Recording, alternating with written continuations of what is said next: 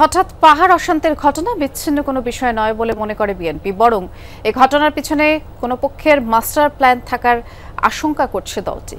BNP নেতারা বলছেন, পাহাড়ে আবারও পুরাতন খেলা শুরু হচ্ছে। দেশের ভাবমূর্তি নষ্ট করার জন্য দেশ বিদেশে নানা ষড়যন্ত্র চলছে। ওয়ালটন এখন দেশের সীমানা পেরিয়ে পৌঁছে গিয়েছে 50টিরও বেশি দেশে। ওয়ালটন, ঘরে ঘরে বিশ্বজুড়ে।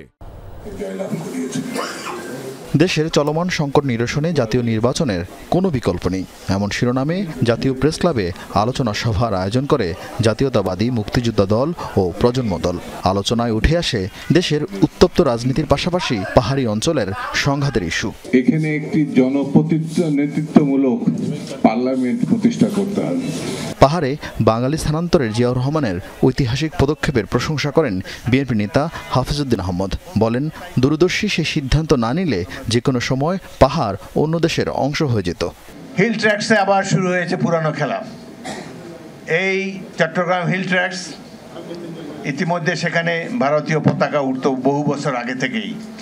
কেবলমাত্র শহীদ রাষ্ট্রপতি জিয়াউর রহমান তিনি সেখানে বাঙালিদেরকে পাহাড়ি এলাকায় পুনর্বাসিত হওয়ার কামলে জনসংখ্যার মধ্যে একটা ব্যালেন্স এসেছে, যার জন্য এখন আর তারা ভারতের পক্ষে স্বাধীনতা ঘোষণা করতে পারছে না।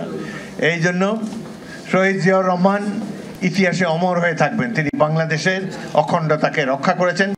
নয়াপল্টনে সাংবাদিকদের সাথে আলাপে আরেক বিএনপি নেতা রিজভী আহমেদ হঠাৎ পাহাড়ে সংঘাতময় পরিস্থিতির পেছনে নানামুখী ষড়যন্ত্রের অভিযোগ তোলেন।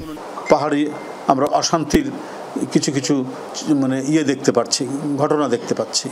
হঠাৎ করে এই সমস্ত বিষয়গুলো মানুষকে নানাভাবেই ভাবিয়ে তুলছে। তো এগুলো আমি মনে করি যে কোনো বিচ্ছিন্ন ঘটনা নয়। প্রতিটি ঘটনার সাথে কোনো চক্র জড়িত আছে। কাঁধে কাঁধ মিলিয়ে দেশ বিরোধী যে সমস্ত কর্মকাণ্ড বা যে ধরনের কোনো মাস্টার প্ল্যান থেকে থাকে, অশুভ পরিকল্পনা থেকে থাকে, আমাদের প্রত্যেককে সেটা ব্যর্থ করতে হবে।